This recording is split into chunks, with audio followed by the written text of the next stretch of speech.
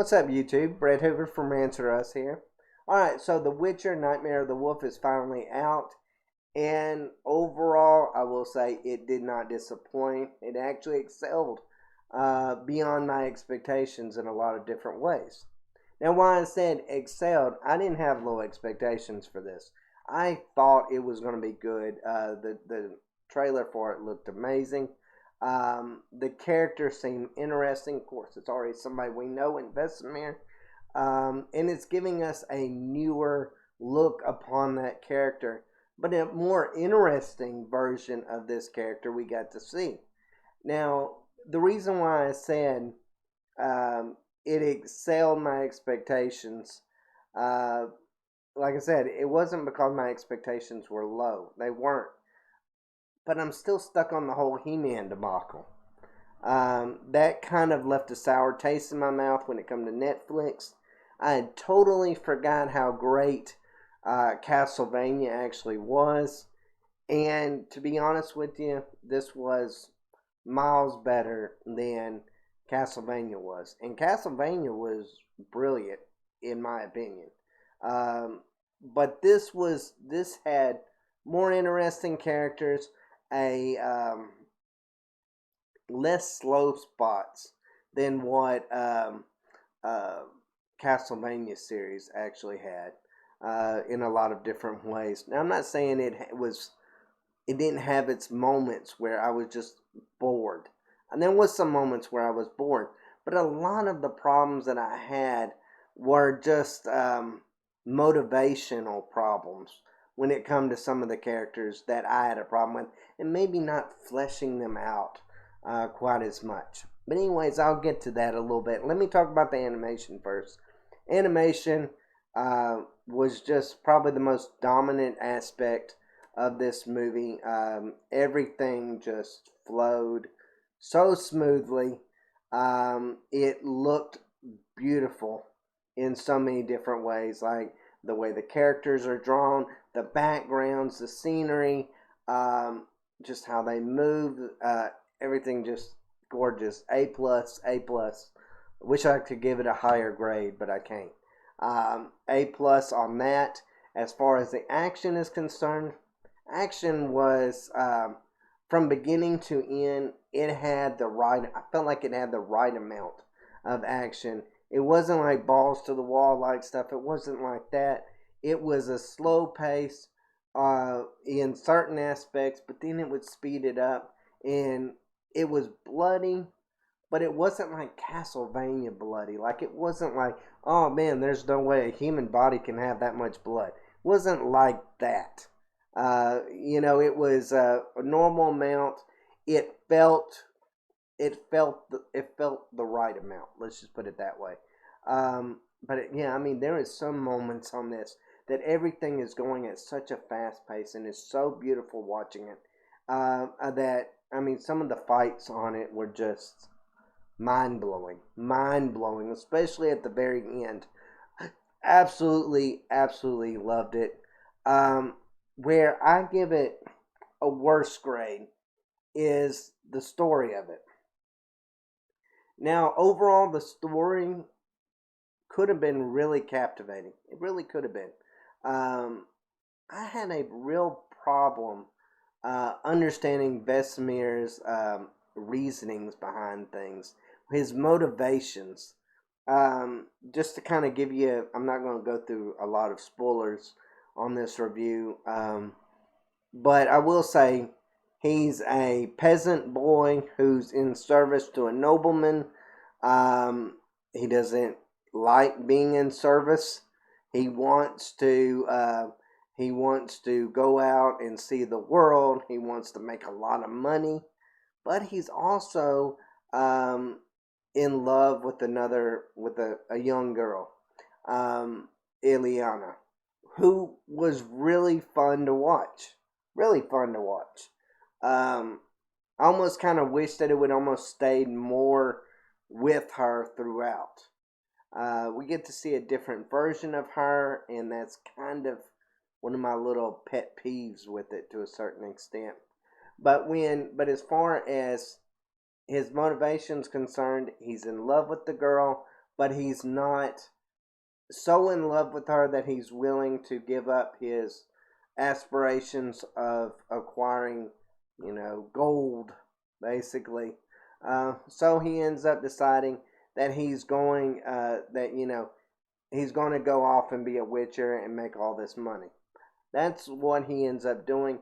But there was an aspect of it that it could have really been heartbreaking, where that he had to make the choice of Eliana, a life with her, or this life as a witcher and making all this money. To be honest, I kind of felt like he initially gave that up just a little bit too quickly. I thought that could have been a little bit, like I said, a little bit more heartbreaking, a little bit more heart wrenching, because at the very end there were some moments we did get to see a little bit more of his motivation, a little bit more of his doubts and regrets in a lot of ways. But I just feel like that could have been fleshed out a little bit better towards the beginning. Now, another problem that I had with it was Eliana was such a really interesting character. And the way that she interacted with Vesemir actually would have been amazing to get to see it all the way through. Unfortunately, we don't get to see that, as we get to see at the very beginning.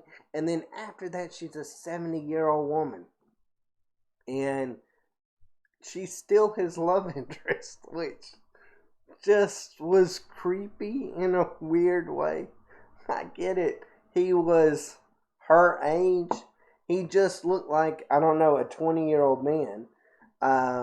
And she was a 70-year-old woman. And she's sitting there talking about her grandkids. And he's like, I'm going to sleep with you. That seemed a little weird. I kind of wish that they hadn't have gone down that route.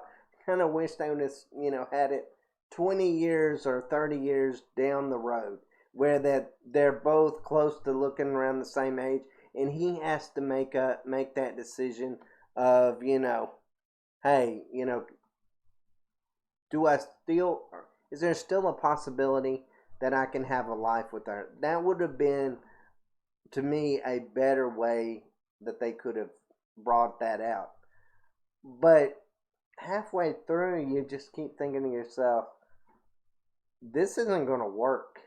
Like, he's like wanting to be with this like 70-year-old woman, and I don't know, it just didn't feel right. It didn't look right on the eyes.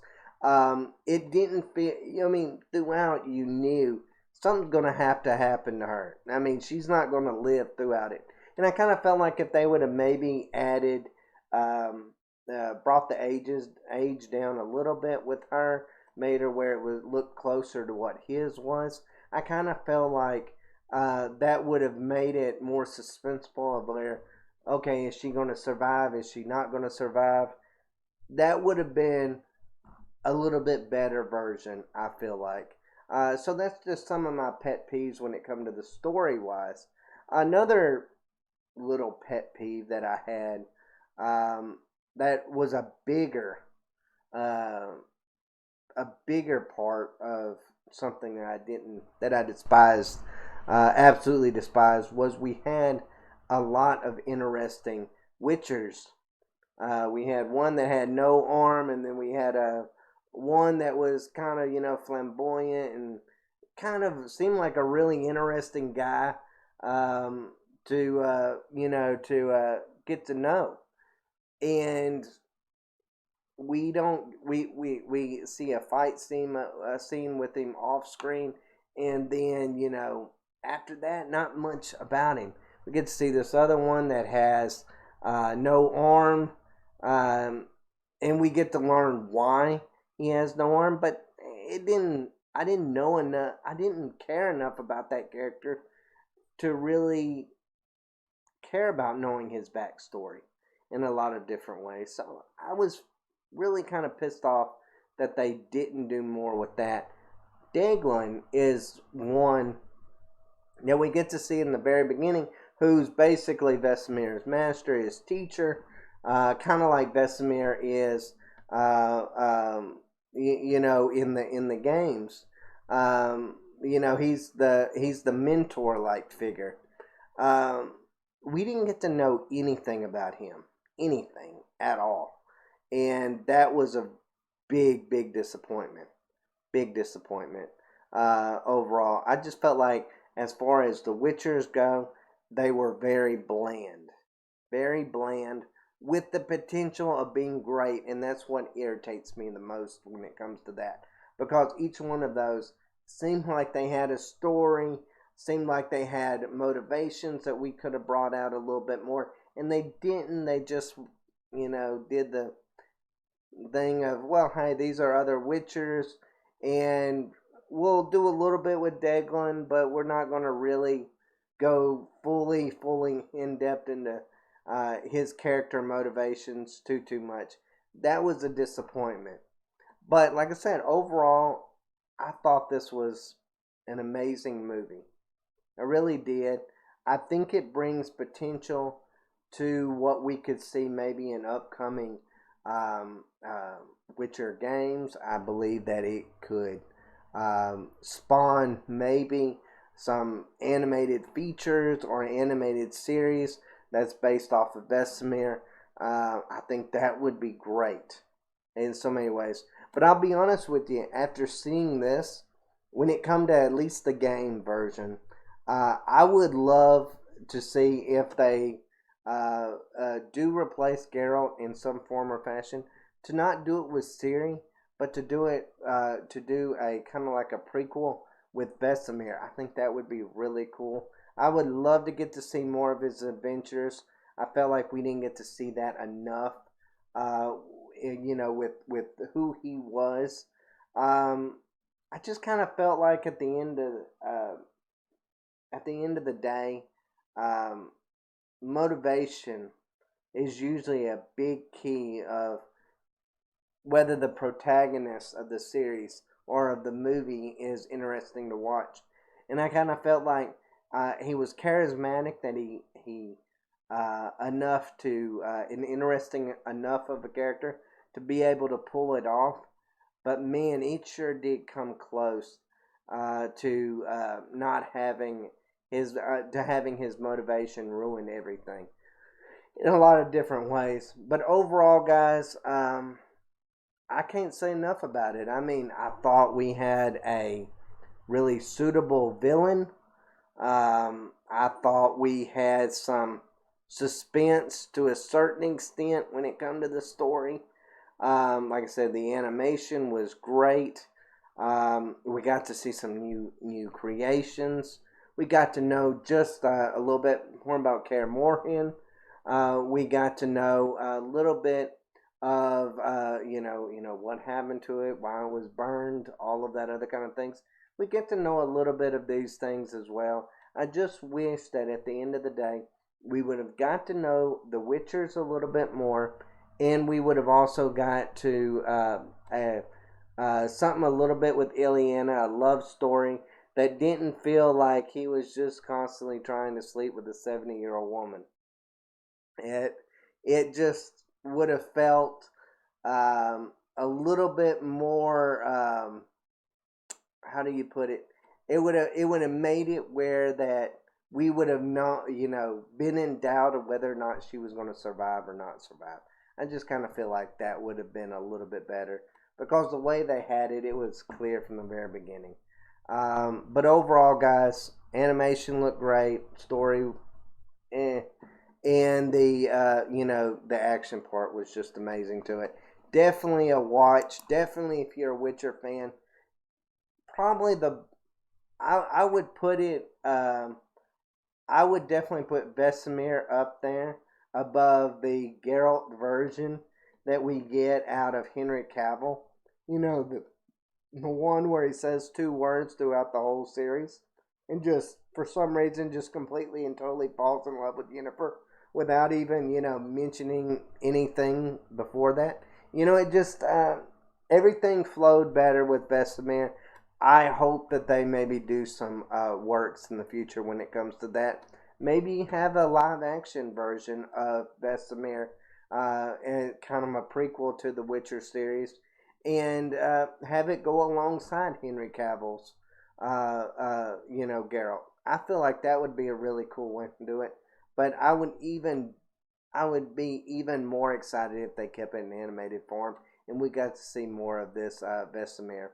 But overall, guys, let me know what y'all think. That's my review over it. I would say um, it's a must watch.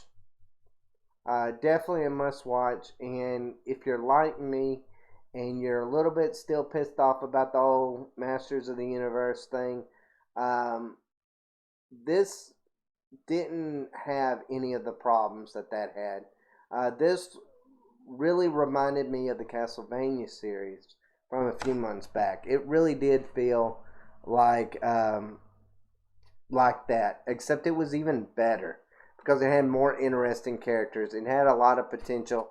I hope in the future they bring out that just a little bit more, that potential, and we get to actually see it come to fruition. But overall, guys, let me know what y'all think. As always, thanks for watching.